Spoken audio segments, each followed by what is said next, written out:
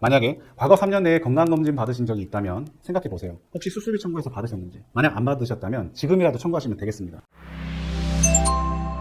안녕하세요. 사건사고TV 김진우입니다. 건강검진 받으시는 분들 많으시죠? 근데 이 검진 비용 과연 우리가 가입한 개인보험에서 얼마를 받을 수 있을까요? 아마도 대부분은 청구도 안 하실 겁니다. 그런데 아무리 건강검진이라도 받을 수 있는 보험금이 있는데요. 지금부터 알려드리겠습니다. 우선 건강검진의 종류를 알아보면 크게 세 가지입니다. 첫 번째, 직장에서 정기적으로 받는 건강검진. 두 번째, 내가 사비로 받는 예방 목적의 건강검진. 그리고 세 번째, 몸에 이상을 느껴서 치료 목적으로 받는 건강검진이 있습니다. 이 중에서 회사에서 내준 검진비, 그리고 내가 예방 차원에서 받은 검진비는 당연히 실비에서 처리가 안 됩니다. 실비로 보장받으시려면요, 치료를 목적으로 한 검진이어야 합니다. 즉, 증상이 있어서 병원에 가서 의사가 필요하다고 한 검사만 실비에서 인정이 된다는 거죠. 한번 정리해 볼게요. 실비 보장이 되는 경우는 첫 번째, 건강검진 중에 이상이 있어서 치료를 하기 위해서 병원에 간 경우. 두 번째, 건강검진 중에 이상이 발견돼서 추가 검사 받은 경우. 반대로 실비가 안 되는 경우는 첫 번째, 직장 건강검진, 그리고 예방 목적의 자비로 쓴 건강검진. 그리고 두 번째, 본인이 원해서 받은 예방 목적의 추가 검사. 자, 그럼 위내시경, 대장내시경 검사에서 용종이 발견되어서 제거하면 어떨까요?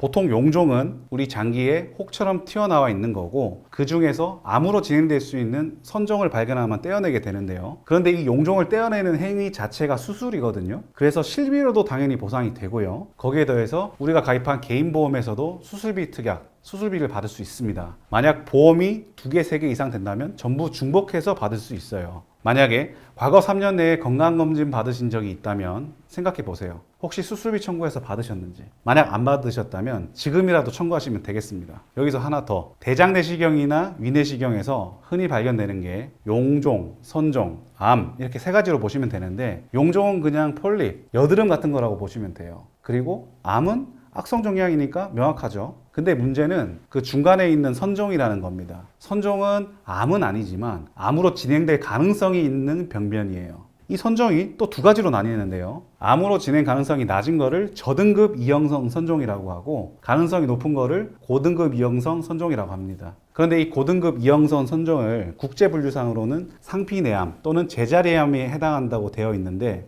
문제는 의사들마다 진단명을 다르게 쓴다는 거예요. 어떤 의사는 상피내암이나 제자리암 진단금을 받을 수 있게끔 D00부터 D09에 해당하는 코드를 써주고, 어떤 의사는 그 진단금을 못 받는 D12 코드를 써주는 거예요. 결국 같은 고등급 이형성 선종인데도 의사에 따라서 암보험금을 받을 수도 있고 못 받을 수도 있다는 얘기예요. 그러니까 이 부분을 그냥 넘어가시면 안 됩니다. 보험금 청구하시기 전에 주치의한테 자료를 들고 가서라도 꼭 진단 코드를 바꿔달라고 해서 청구하셔야 됩니다. 오늘 영상 중에 보험금 청구에 관한 궁금증이 있으시다면 제가 도와드릴 수 있으니까 저한테 연락 한번 주세요. 위 전화번호나 카카오톡으로 연락 주셔도 되고요. 아래 영상 설명란이나 고정 댓글에 보시면 링크가 있어요. 누르시기만 하면 되겠습니다. 그리고 카카오톡이나 네이버에서 사건사고.com 검색하셔도 나오니까요. 편하신 방법으로 문의 주시면 친절하게 상담 도와드리겠습니다. 영상 시청해 주셔서 감사합니다.